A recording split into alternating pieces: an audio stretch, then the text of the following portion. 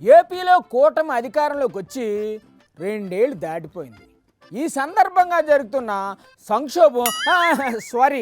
సంక్షేమం గురించి జనాల ఒపీనియన్ ఒడిసి పడతా అంటూ మా తిరకాసు మెసేజ్ ఎట్టాడు.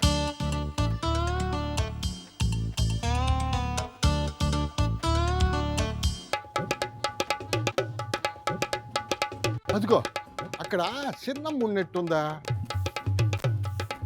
నమస్కారం చిన్నమ్మ గారు. ఎలా ఉంది ఇప్పుడు పరిస్థితి?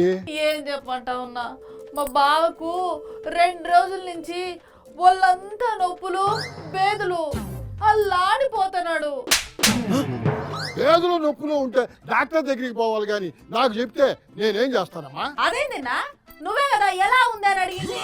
ఓరి నాయన, నేను అడిగింది రాష్ట్రంలో పరిస్థితి ఎలా ఉంది అని అడిగాను చిన్నక్క.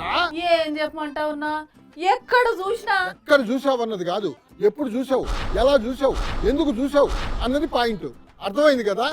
రాష్ట్రంలో ప్రభుత్వ పరిస్థితి ఎలాగ ఉంది? ఏందోలే అన్నా, ఏరుకోరు తెచ్చుకున్న వాడు ఎగిరెగిరి తనినాడంట. అట్టుంది పరిస్థితి. చూసావు కదా జోగన్న, ఏరికోరి తెచ్చుకున్న ప్రభుత్వం బాగా పరిపాలిస్తోంది, మాకు గాల్లో ఎగిరినట్టు ఆకాశంలో విహరించినట్టుగా ఉంది అని అంటున్నారు మన చిన్నమ్మ గారు. ఏంది నువ్వు? నేను ఒకటి చెప్తాను, నువ్వే ఇంకేదో చెప్తానావు. ఆడబిడ్డ నీది డబ్బులన్నీ వచ్చేసినాయా? వచ్చే ఉన్నట్టు నీ కళ్ళల్లో మెరుపులు చూస్తుంటే ఫుల్గా వచ్చిన డబ్బులన్నీ ఖర్చు కూడా పెట్టేసుకున్నట్టున్నావు నువ్వు. ఏందయ్యా, ఏం తిక్క మాట్లాడతానవే? ఆడబిడ్డనిది ఎవరికి ఇచ్చినారు, ఎప్పుడు ఇచ్చినారు? ఇదిగో అబద్ధాలు చెప్పొద్దమ్మో, కళ్ళు పోతాయి. తప్పమ్మా, అట్లా చెప్పకూడదు. ఎవరికి ఇచ్చినారు, ఎప్పుడు ఇచ్చినారు? కావాలంటే అటు చూడ, బాబు గారు ఏం చెప్పారు? సూపర్ 6 ని బ్రహ్మాండంగా అమలు చేసిన ఘనత ఎన్డీఏ ప్రభుత్వానిది. చూసావు కదా, అంత పెద్ద నాయకుడు అన్ని ఇచ్చేసాను అని కళ్ళు అరపకుండా చెప్తుంటే నువ్వేందమ్మా అడ్డంగా అట్లా వాదిస్తావా? పోవయ్యా పో, నాకు చాలా పనుంది. తల తినేసేస్తాను అప్పటి నుంచి. ఇంకో మాట కోపడతావా? ఏడాదికి 3 గ్యాస్ సిలిండర్లు ఇస్తుండారా లేదా? 3 సిలిండర్లా? అది విషయం జోగన్న. అందరికి 3 సిలిండర్లు రెగ్యులర్ గా ఇస్తున్నారని సిగ్గుపడకుండా చెప్తున్నారు మన చిన్నమ్మ గారు. మొత్తానికి ఈ ప్రభుత్వం పనితీరు అద్భుతంగా ఉంది అని ఆనంద బాష్పాలు రాలుస్తున్నారు ఆవిడ. అది సరే గాని, మీ తమ్ముడికి నెల నెల నిరుద్యోగ భృతి ఇస్తున్నారా లేదా? నిరుద్యోగ భృతి ఇస్తా ఉన్నారు, 20 లక్షల ఉద్యోగాలు కూడా ఇస్తా ఉన్నారు.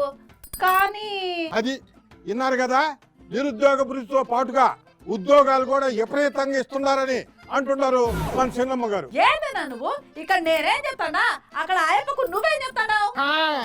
నువ్వు చెప్పింది అనుకుంటూ కూర్చుంటే ఇంకా మేమెందుకమ్మా? అయితే నన్నేం అడగదు, పోయి నుంచి. సరే పోతా గానీ ఈ ఒక్క ప్రశ్నకి సమాధానం చెప్పు. సరే, ఏందో అడుగు. రాష్ట్రంలో శాంతి భద్రతలు ఎలాగా ఉన్నాయి? మనం చూసినావు కదా ఏమైందో. Very good. రాష్ట్రంలో శాంతి భద్రతలు అద్భుతంగా ఉన్నాయి, ప్రజలందరూ ఆనందంగా ఆహ్లాదంగా కలిసిమెలిసి జీవిస్తున్నారు అని చిన్నక్క గారు చాలా ఉత్సాహంగా. చిన్నమ్మ ఏందిమా అట్టుకుంటావా? మరి కొట్టక తాట తీస్తా.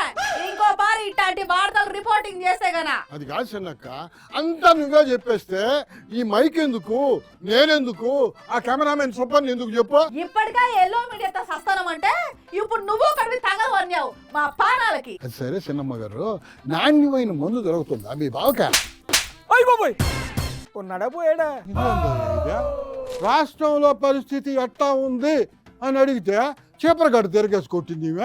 నువ్వు ఆ పచ్చ చొక్కా వేసుకొని ఎంచక్క రిపోర్టింగ్ బయలుదేరినప్పుడే అనుకున్నాను ఇలాంటిది ఏదో జరుగుతుందని. పథకాల గురించి అడిగితే ఏమో వాళ్ళు కొడతారు, అడగకపోతే ఏమో ఏం తిడతాడు.